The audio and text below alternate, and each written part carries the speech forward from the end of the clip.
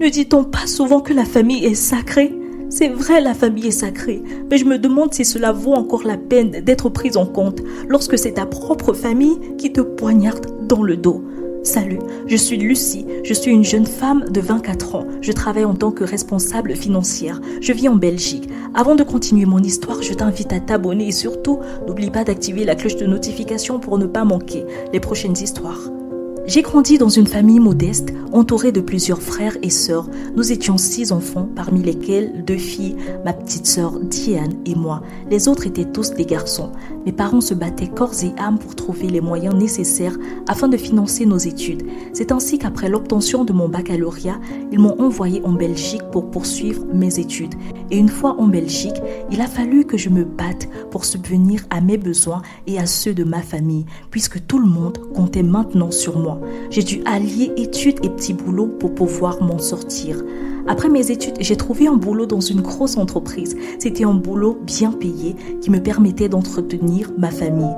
Dans mon lieu de service, j'ai fait la rencontre d'un jeune homme, Michel. Il venait du même pays d'origine que moi. Michel était un jeune homme très élégant, soigné et très intelligent. Je l'aimais beaucoup. Il était très attentionné et toujours présent lorsque j'avais besoin de lui. Il était l'homme parfait pour moi.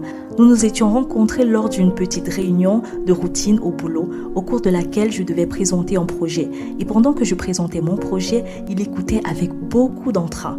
Malheureusement pour moi, les critiques qu'il portait à mon exposé étaient pour moi plus destructives que constructives. J'avais l'impression qu'il cherchait à m'humilier. Mais après avoir fait sa connaissance, je compris rapidement qu'il essayait juste d'attirer l'attention sur lui. Il savait faire la part des choses. Quelque temps après, nous avions commencé à sortir ensemble. Nous vivions le parfait amour, car Michel m'aimait beaucoup et moi aussi.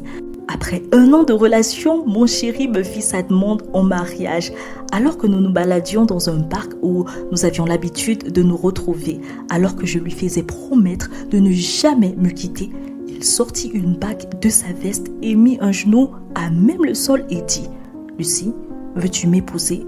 Je n'en revenais pas. Je répondis à sa demande sans hésiter. Oui, je le veux, oui, je le veux. Avec des larmes de joie, je répondis au baiser qu'il me donna. Puis nous avions rapidement fixé la date pour le mariage traditionnel. Et puisque nous venions du même pays africain, nous avions donc fixé la date pendant les périodes de fête de Noël, donc en décembre. Nous avions donc pris toutes les dispositions au boulot afin que nos congés nous soient donnés pendant cette période.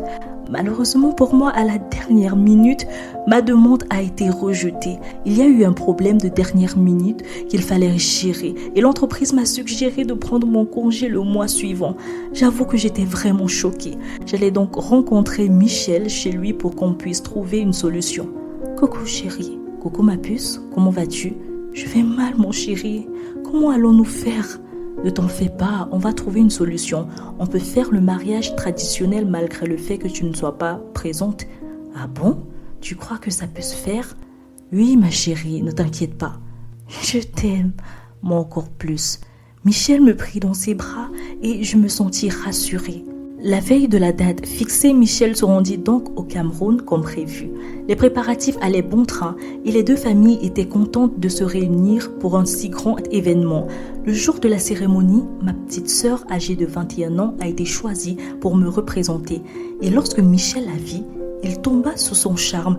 Il informa donc la famille et la sienne qu'il était tombé sous le charme de ma petite sœur et que c'est elle qu'il voulait maintenant épouser. Ma sœur et les autres membres de ma famille avaient accepté sans hésiter. Ma petite sœur a donc été dotée à ma place. Ce n'était plus moi que mon fiancé épousait, mais elle. Quelques jours après, Michel rentra en Belgique. Seulement depuis son retour de la Belgique, Michel avait complètement changé. On dirait une autre personne. Il était devenu distant. Je ne comptais plus pour lui. Ça se voyait clairement qu'il s'intéressait à quelqu'un d'autre. Michel, qu'est-ce qu'il y a? Depuis que tu es rentré, je ne te reconnais plus. Tout va bien. Et pourquoi es-tu si distant? Qu'est-ce qui s'est passé lors de la dot? Ma famille t'a-t-elle dérangé quelque chose? T'a-t-il déplu? Non, rien de tout cela. Qu'est-ce qu'il y a donc? Je t'ai dit que je n'avais aucun problème. Je regardais Michel, impuissante à ce qui se passait. Je ne comprenais rien, mais je savais que je perdais mon homme. Je décidai donc d'appeler mon petit frère pour qu'il me dise ce qui s'est réellement passé ce jour-là. Allô Patrick? Allô, grande sœur, comment vas-tu? Je vais très mal, Patrick. Je vais mal. Depuis que Mich est revenu ici, en Belgique, il a complètement changé. S'il te plaît, dis-moi, que s'est-il passé ce jour-là? Lucie, tu n'es pas au courant? Non? Dis-moi, s'il te plaît. Le jour de la dot, comme tu le sais, c'est Diane qui a été choisie pour te représenter. Sauf que ton fiancé Michel est tombé sous son charme et a sollicité de l'épouser elle et non plus toi. Et la famille a accepté. Donc, on a plutôt assisté à la dot de Diane. Les parents ont demandé de ne rien te dire. Oh mon Dieu, ce n'est pas possible. Je laissais tomber le téléphone sans mettre un terme à la conversation. Je me mis à trembler. Je ressentis l'adrénaline monter en moi, incapable de me contenir. Je me mis à pleurer de toutes mes forces. Seigneur, qu'ai-je fait pour mériter ça? Qu'ai-je fait? Pourquoi moi, Seigneur, ma propre famille m'a trahi? Ma propre sœur épouse mon fiancé comme si de rien n'était. Je n'en croyais pas mes oreilles. Je décidai d'aller chez Michel pour tirer cette histoire au clair. Michel, je suis au courant de tout maintenant. Je sais que tu as épousé ma sœur à ma place. Sous le coup de la colère, je me mis à casser tout dans sa maison, car je n'arrivais pas à contenir cette colère. Lucie, je vais t'expliquer, s'il te plaît, calme-toi. Tu me demandes de me calmer, mais toi, un seul instant à ma place. Qu'ai-je fait pour mériter tout cela? Les larmes remplirent de nouveau mes yeux. Je pleurais à n'en plus finir. La douleur était beaucoup trop grande. J'appelais mes parents pour savoir pourquoi ils avaient accepté qu'une chose pareille se produise. Ma mère me dit, Lucie, tu pourras te trouver un autre mari là-bas.